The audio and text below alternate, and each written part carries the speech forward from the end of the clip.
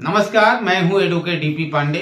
साथियों, आपने सुना होगा कि बहुत सारे दलित चिंतक, बहुत सारे सोशल मीडिया इन्फ्लुएंसर, नेता, समाज में ऐसे बहुत सारे लोग ये कहते हैं कि दलितों को शास्त्र पढ़ना, वेद पढ़ना और सुनना मना था, उनका अधिकार नहीं था। वो शास्त्र और वेद को ना सुन सकते थे ना पढ़ सकते थे। अगर ऐसा करते थे तो उनके कान में शीशा पिघलाकर डाला जाता था। शीशा वही जो हाई टेम्परेचर पे, बहुत हाई टेम्परेचर होगा तो पिघलेगा, उनके कान में डाला जाता था। उनको बिल्कुल भी अधिकार नहीं था कि वेद और शास्त्र को पढ़ें और सुने। ऐसा हमने सुना है। अब देखिए किस तरह की कहानी बनाई जाती है। यह बताने की कोशिश की जाती है कि दलितों के साथ कितना अत्याचार होता था, लेकिन वो भूल जाते हैं कि पहली राम कथा लिखने वाले वाल्मीकि कौन थे। विश्वामित्र तो ब्राह्मण नहीं थे। तो ऐसे बहुत सारे संत हुए हैं जो लिखे हैं। ये कहते हैं कि पढ़ना और सुनना मना था और वो लिख गए। उसके बाद भी आज हमारे समाज में लोगों को ये नहीं समझ में आता कि ये वो क्या बोल रहे हैं, या उनके समाज के लोगों को ये नहीं पता चलता कि बोल क्या रहे हो। तुम कहते हो कि पढ़ना और लिखना मना था, सुनना मना था, यह अधिकार में नहीं था, और वो लिख गए। पहली राम कथा तो वाल्मीकि ही लिखे। अभी एटा में एक मामला आया था हाल ही का, पिछले साल का, कि कथावाचक यादव नहीं हो सकता या कोई और समाज का नहीं हो सकता। अब देखिए वो कथा कह रहे थे तो उनके ऊपर कितनी ज्यादती हो गई, कितना टॉर्चर किया गया। पता लगा बाद में कि वो पहचान का मामला था, उसने पहचान छिपाकर ऐसा कर रहा था। तो ये कह देना कि नहीं और किसी को धर्मशास्त्र को पढ़ना, वेद को पढ़ना यह अधिकार नहीं था, तो ये तार्किक बातें नहीं होंगी। इसको ठीक से समझिए। वेद को लिख गए, न जाने कौन कौन लोग लिख गए। आज सभी लोग उसको पढ़ते हैं, फॉलो करते हैं, मानते हैं। तो जिस तरह की नैरेटिव क्रिएट की जा रही है, जिस तरह का माहौल क्रिएट किया जा रहा है और बनाया जा रहा है, और ये बनाने वाले कौन है?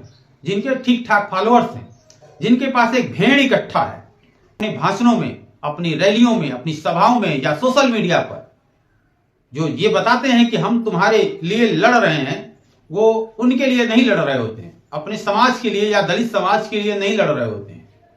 वो समझ ही नहीं पाते हैं कि वो कर क्या रहे हैं, और ये कभी सुधरने वाले नहीं है। ये हमेशा पीछे जाएंगे, और पीछने वाले उन्हीं के समाज का नेता होता है। ये बड़े चालाक होते हैं, बहुत चालाक होते हैं। वो जाते हैं ऐसे बटोर के लाते हैं, उनको रख देते हैं, और फिर जो बोलते हैं वो सुनते हैं। मतलब उनको लगता है कि हमारा नेता जो बोल रहा है वो सही बोल रहा है, हमारी बात बोल रहा है। लेकिन वो अपने तो मंत्री बन जाते हैं, और उनको जो नफरत भरी बातें पैदा करते हैं, जैसा कि मैंने अभी बताया, कि वो ये भी कहते हैं कि धर्मों को, शास्त्रों को, वेदों को पढ़ने नहीं दिया जाता था, सुनने नहीं दिया जाता था। ये नहीं बताते कि वेद लिखने वाले, जो राम कथा लिखने वाले, वो कौन लोग हैं, कौन थे। आप सुनने पढ़ने की बात करें, वो लिख गए, ये बात नहीं बताएंगे। केवल इतनी नफरत की बातें उनके अंदर फैलाएंगे। उनको लगेगा कि अरे ये तो हमारे जाति का नेता है, हम इसको ही वोट करेंगे, ये तो हमारी बात कर रहा है, हमारे बाप दादाओं के साथ इतना ज्यादती हुई है। अच्छा ये बताइए, आपके बाबा के दादा के साथ जो ज्यादती हुई और हमारे बाप दादा ने किया, उसका बदला हमसे क्यों लोगे? आज के डेट में ऐसा है क्या? नहीं है, ऐसा नहीं होता है। आप अपने अंदर से अपने ईर्ष्या, दंभ वाला भाव निकालिए। जब तक ये आपके अंदर से नहीं निकलेगा, तब तक कि समाज में बदलाव नहीं होगा। हालांकि समाज बहुत बदल चुका है। सवर्ण समाज को जितना कोसा जाता है कि ये टॉर्चर करते हैं एससी एसटी समुदाय को, आप आंकड़ा उठाकर देखिए, आंकड़े में वो बहुत कम है, बहुत कम है। और जो है आंकड़े में, वो बहुत सारे झूठे। अब कहने को तो कोई ये भी कह देगा कि ललितपुर के विष्णु तिवारी भी एससी एसटी पर रिकॉर्ड में आ गया, लेकिन अब तो फैसला आया ना कि 20 साल बाद हाईकोर्ट ने कहा कि आप निर्दोष हैं। तो ऐसे बहुत सारे मामले हैं जो झूठे फंसाए जाते हैं, झूठे आरोप लगाए जाते हैं, और इस तरह से बताने की कोशिश की जाती है अपनी राजनीति को चमकाने के लिए। उनके चंद नेता नफरत पैदा करते हैं। यूजीसी पे कोई कहा कि नहीं होना चाहिए, इस तरह का होना चाहिए, लेकिन कानून समानता का होना चाहिए। भाई तो उनको भी सुरक्षा चाहिए, हमें भी चाहिए।